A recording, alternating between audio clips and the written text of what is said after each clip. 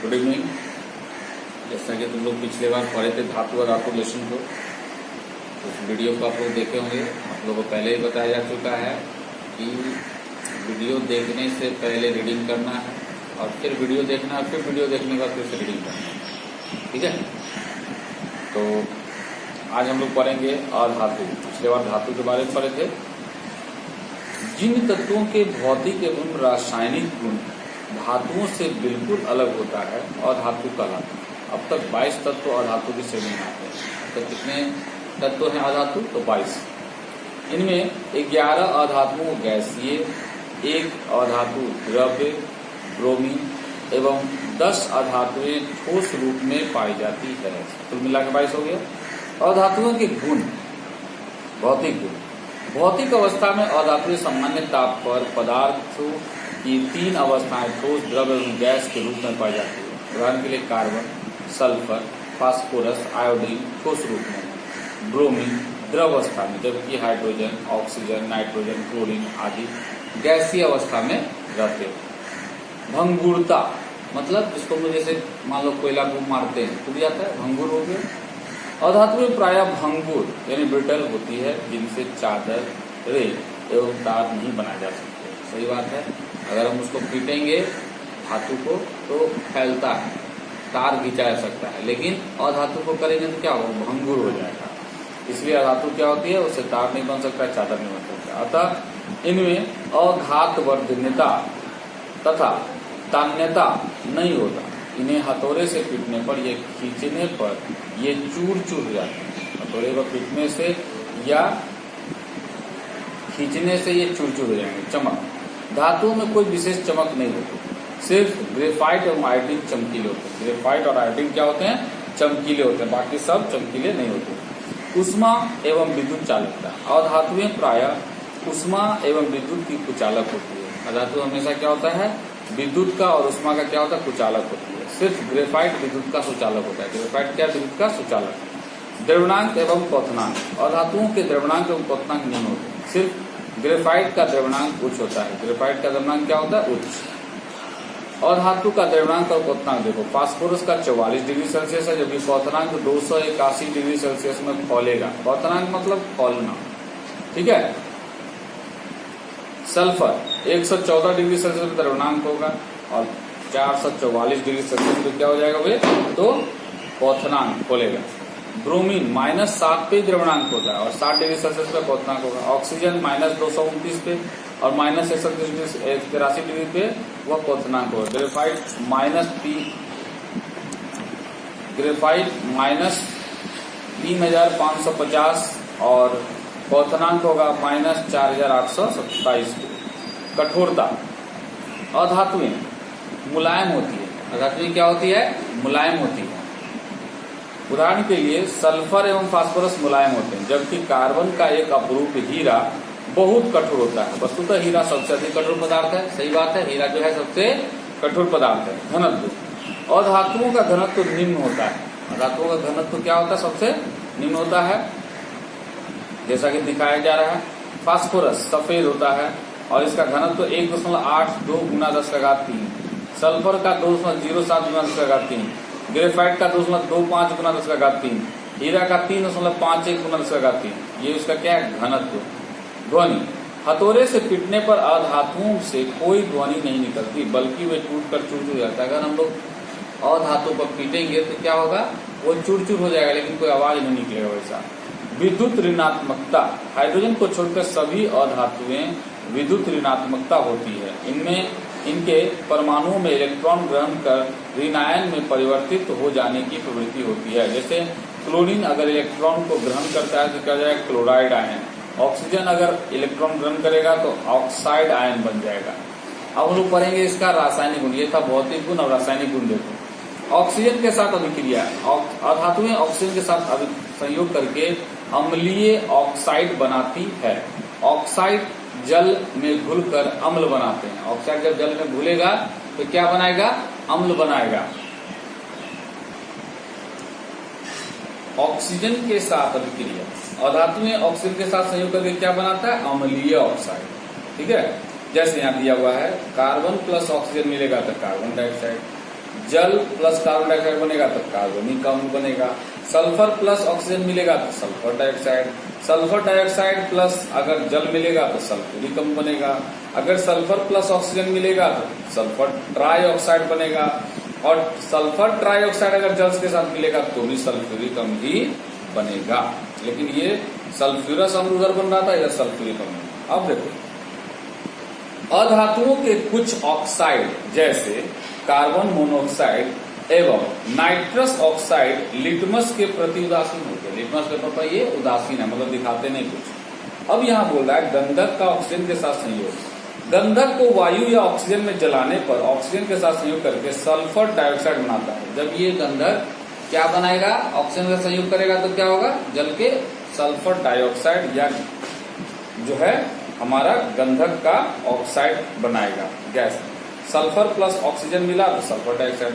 प्रयोग चित्र अनुसार जैसा कि चित्र में दिखाया गया है सजाए और बेसिन में थोड़ा गंधक लेकर क्या करें, गर्म करें। सल्फर डाइऑक्साइड गैस निकलती है, उससे क्या होगा, सल्फर डाइऑक्साइड गैस निकलेगा।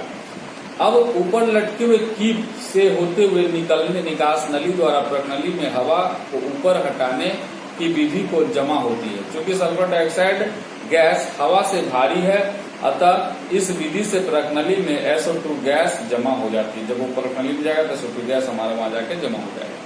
अब प्रकनली को हटाकर इससे एकत्रित गैस का परीक्षण करें। अब हम लोग क्या करेंगे, प्रकनली को हटाएंगे और इसमें एकत्रित गैस का क्या करेंगे, परीक्षण करेंगे। प्रकनली के मुंह के निकट शुष्क लिटमस पत्र लाने पर लिटमस पत्र पर कोई प्रभाव नहीं पड़ता। बोला है प्रकनली के मुंह के निकट जब शुष्क यानी सूखा लिटमस पत्र या लाल या नीला लाएंगे तो हमको लिटमस पत्र पर कोई प्रभाव नहीं पड़ेगा। प्रकनली अर्थात मतलब पता चला कि ये उदासीन हो गया। प्रकनली के मुंह के निकट जल से भींगा हुआ नीला लिटमस पत्र लाने पर यह लाल हो जाता है। नीला लिटमस पत्र लाएंगे तो क्या हो जाएगा, लाल, लेकिन वो भींगा होना चाहिए। अतः सल्फर डाइऑक्साइड गैस अम्लीय है। इससे पता चला कि सल्फर डाइऑक्साइड जो गैस जो है वो क्या है, अम्लीय है। व्याख्या शुष्क SO2 गैस जल की अनुपस्थिति में अम्लीय गुण प्रदर्शित नहीं करता। अगर ये शुष्क मतलब सूखा हुआ है गैस है और जल की अनुपस्थिति मतलब बिना जल का कोई भी इसमें अम्लीय गुण नहीं होता। अतः शुष्क लिटमस पत्र पर इसका कोई प्रभाव नहीं पड़ता। किंतु भीगे हुए नीले लिटमस पत्र पर उपस्थित जल के साथ SO2 गैस अभिक्रिया करके सल्फ्यूरिक अम्ल बनाता है, जो आयनित होकर हाइड्रोजन आयन प्रदान करता है और हाइड्रोजन आयन बनने के कारण SO2 गैस अपना अम्लीय गुण प्रदर्शित करता है। इस तरह से जो हमारा है SO2 प्लस H2O जब मिलेगा तो H2SO3 यानी सल्फ्यूरस अम्ल बना देगा। और जब H2SO3 जब तोड़ेंगे तो हाइड्रोजन अलग होगा और HSO3 बनेगा। जल के साथ अभिक्रिया, अधातुएं जल के साथ अभिक्रिया नहीं करती, मतलब अधातु जो होता है जल के साथ कोई अभिक्रिया नहीं करता। अम्लों के साथ अभिक्रिया, अधातुएं अम्लों के साथ अभिक्रिया नहीं करती, लेकिन कुछ अधातुएं ऑक्सीकारक अम्लों के साथ अभिक्रिया करके ऑक्सी अम्ल बनाती है। कुछ अधातु मतलब सभी नहीं है ना, अम्ल के साथ अभिक्रिया करके क्या बनाएगा, ऑक्सी अम्ल बनाएगा। उदाहरण के लिए सल्फर सांद्र नाइट्रिक अम्ल के साथ अभिक्रिया करके H2SO4 एवं NO2 बनाता है। जब H2SO4 सांद्र नाइट्रिक अम्ल के साथ अभिक्रिया करेगा, सल्फर जब सांद्र नाइट्रिक अम्ल के साथ अभिक्रिया करेगा तो H2SO4 यानी सल्फ्यूरिक अम्ल और नाइट्रोजन ऑक्साइड यानी NO2 और साथ में जल अलग करेगा। हाइड्रोजन के साथ अभिक्रिया, अधातुएं हाइड्रोजन के साथ संयोग करके सहसंयोजक का निर्माण करती है। हाइड्रोजन जब सल्फर के साथ मिलेगा तो H2S बनाएगा यानी हाइड्रोजन सल्फाइड बनाएगा, और जब नाइट्रोजन हाइड्रोजन के साथ मिलेगा तो अमोनिया बनाएगा 2NH3। अब हम पढ़ेंगे धातुओं एवं अधातुओं में विभेद यानी अंतर। भौतिक गुण के आधार पर धातुओं में एक विशेष प्रकार की चमक होती है, सही बात है, जबकि अधातुओं में ऐसी कोई चमक नहीं होती, आयोडीन और ग्रेफाइट को छोड़कर। ठीक है, धातुएं प्रायः विद्युत धनात्मक होती है, लेकिन अधातुएं प्रायः विद्युत ऋणात्मक होती है। सिर्फ हाइड्रोजन विद्युत धनात्मक होती है। और धातुएं प्रायः ऊष्मा एवं विद्युत की सुचालक होती है, और धातुएं प्रायः ऊष्मा एवं विद्युत का सुचालक होती है। सिर्फ हाइड्रोजन ग्रेफाइट विद्युत की सुचालक होता है। साधारण ताप पर धातुएं प्रायः ठोस होती है। सिर्फ मरकरी ही एक ऐसा है जो धातु साधारण ताप पर क्या होता है, लिक्विड में रहता है। अधातुएं साधारण ताप पर ठोस या गैस होती है। सिर्फ ब्रोमीन साधारण ताप पर द्रव होती है।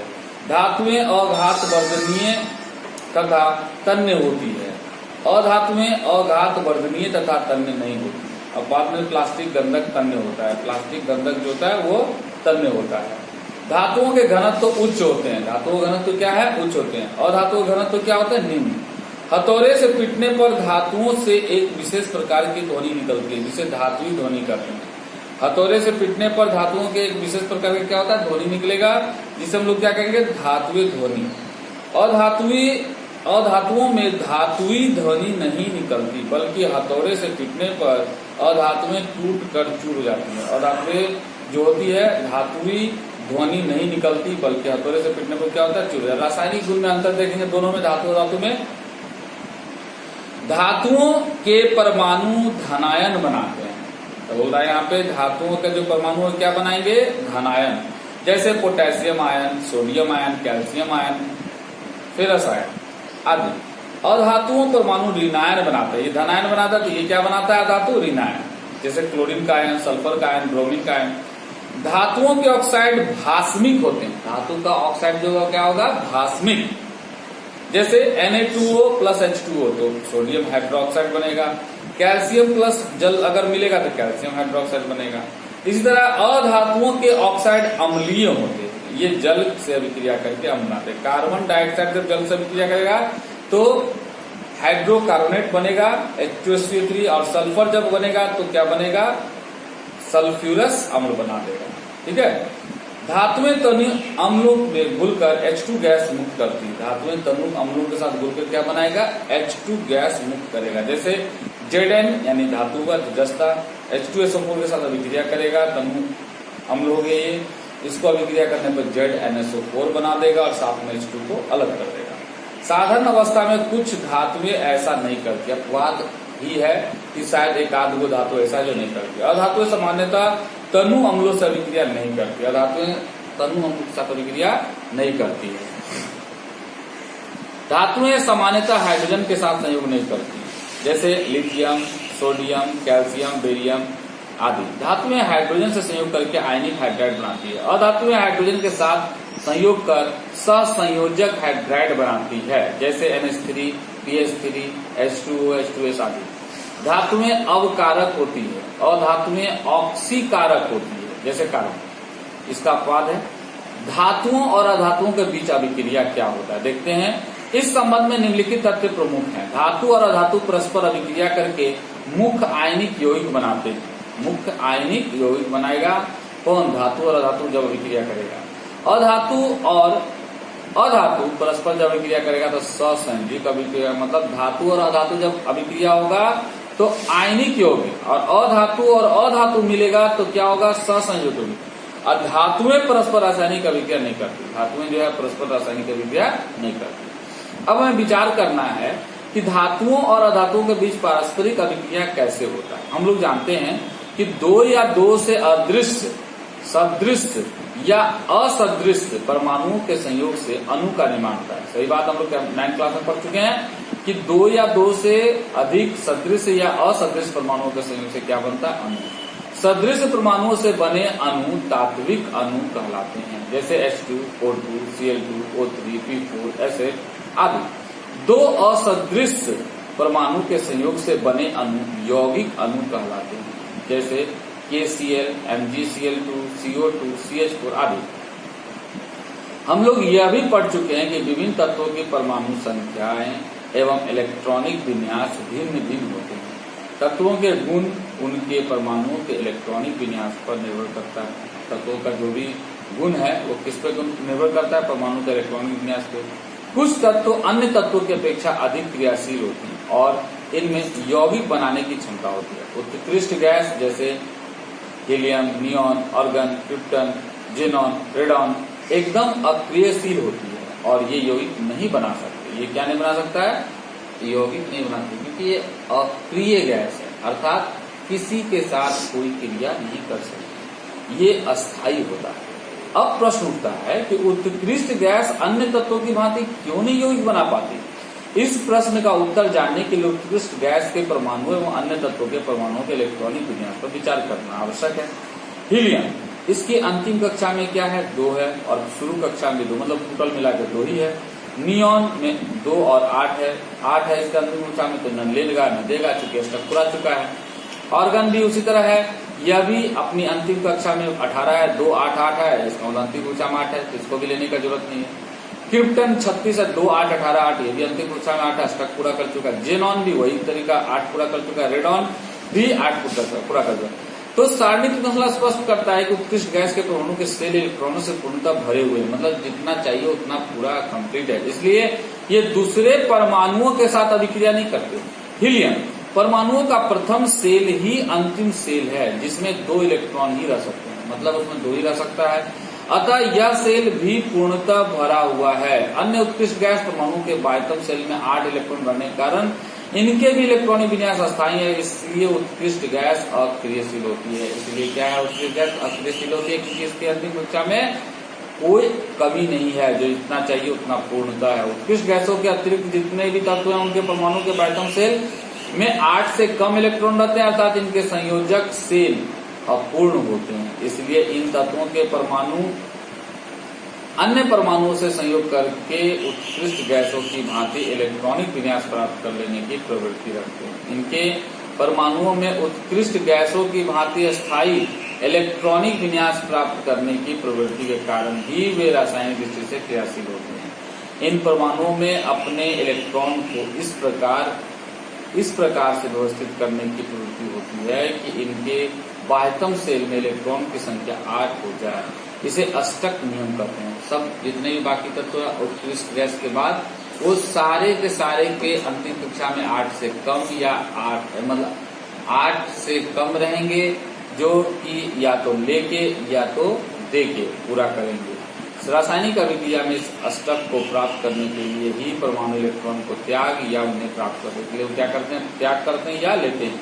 जैसे लिथियम का देखो 2 1 है, 1 इलेक्ट्रॉन को त्यागेगा। बेरियम जो है 2 है अंतिम कक्षा में, वो 2 इलेक्ट्रॉन त्यागेगा। सोडियम में 1 है, 2 8 1 है, तो अष्टक पूरा कर लिया। मैग्नीशियम में 2 8 2 है, तो 2 है इसलिए वो 2 त्यागेगा। एल्युमिनियम में 3 है, 3 त्यागेगा। पोटेशियम में 1 है, तो 1 त्यागेगा। कैल्शियम में 2 है, तो 2 त्यागेगा। अब अधातुओं में देखो, कार्बन में अंतिम कक्षा में 4 है, तो 4 क्या करेगा, तो 4 को वो त्यागेगा भी और ले भी सकता है, इसलिए नाइट्रोजन में 3 त्याग सकता है, त्यागेगा ही। फास्फोरस में 3 इलेक्ट्रॉन लेगा चूंकि अंतिम कक्षा में 5 है। सल्फर में 2 8 6 2 अगर देंगे तो अष्टक पूरा हो जाएगा, इसलिए 2 लेगा। ऑक्सीजन में 6 है अंतिम कक्षा में, तो 2 लेगा। क्लोरीन में अंतिम कक्षा में 7 है, तो 1 इलेक्ट्रॉन लेगा। इस प्रकार से वह जो है कार्बन का लेन देन होता है इलेक्ट्रॉन का। अब इलेक्ट्रॉन बिंदु संरचना, इलेक्ट्रॉन बिंदु संरचना, तो किसी भी रासायनिक बंधन के बनने में परमाणु के बाह्यतम सेल या कक्षा के इलेक्ट्रॉन ही भाग लेते हैं। यह संयोजी इलेक्ट्रॉन कहलाते हैं। इन इलेक्ट्रॉनों को परमाणु के संकेत में चतुर्दिक बिंदुओं के द्वारा दर्शाया जाता है। उदाहरण के लिए सोडियम, मैग्नीशियम, कार्बन, नाइट्रोजन और ऑक्सीजन के परमाणुओं की इलेक्ट्रॉन बिंदु संरचना नीचे दी गई है, जैसा कि आप किताब में देखोगे। सोडियम में 1 बिंदु दिया हुआ, मैग्नीशियम में 2, कार्बन में 4, नाइट्रोजन में 5 दिया हुआ है, ऑक्सीजन में 6 दिया हुआ है, जैसा कि यहाँ दिखाया गया है। कुछ आयनों का इलेक्ट्रॉन बिंदु संरचना दिया हुआ है। अगर क्लोरीन है 1 लेता है मान लो, तो 1 यहाँ पे दिया हुआ है, 1 माइनस दिया हुआ है। ऑक्साइड में ऑक्सीजन में 2 लेता है, इसलिए 2 के अनुसार पूरा करेगा, तो 2 इलेक्ट्रॉन दिखा रहा माइनस में। सल्फाइड में 2 लेता है, 2 नाइट्राइड आयन में 3 लेता है, 3 यहाँ दिखा रहा है। अब कुछ अणुओं के इलेक्ट्रॉन बिंदु संरचना देखो। हाइड्रोजन में जो है 1 लेगा तो 1 मिलकर बनेगा, इसलिए तो 1 का H2 हो जाएगा। क्लोरीन 2 लेता है तो Cl2 हो जाएगा। ऑक्सीजन 2 लेता है तो O2 हो जाएगा। हाइड्रोजन क्लोराइड को का अणुओं का संख्या होता है 1 1 तो HCl हो जाएगा। मेथेन का होता है 4 इसलिए CH4 हो जाएगा। अमोनिया का होता है अणु NH3 तो NH3 हो जाएगा। ठीक है, तो इस तरीका से इसका यहाँ पे संरचना दिया गया है। आगे हम लोग अगले कक्षा में पढ़ेंगे, अगले क्लास में।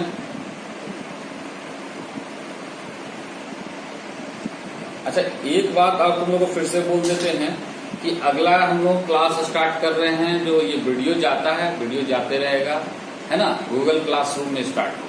ठीक है, कल भी ये बात हम बताए हैं वीडियो में कि, और एक बात बता दें तुम लोग को, कल थोड़ा वीडियो कट गया था।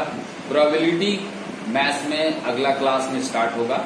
ठीक है, आप लोग सबको लेसन 15 है ना, प्रोबेबिलिटी का है, आप लोग उसको पढ़ के आगे रखिएगा ताकि उस दिन जो वीडियो समझाएंगे तो आपको समझ में ज्यादा आए।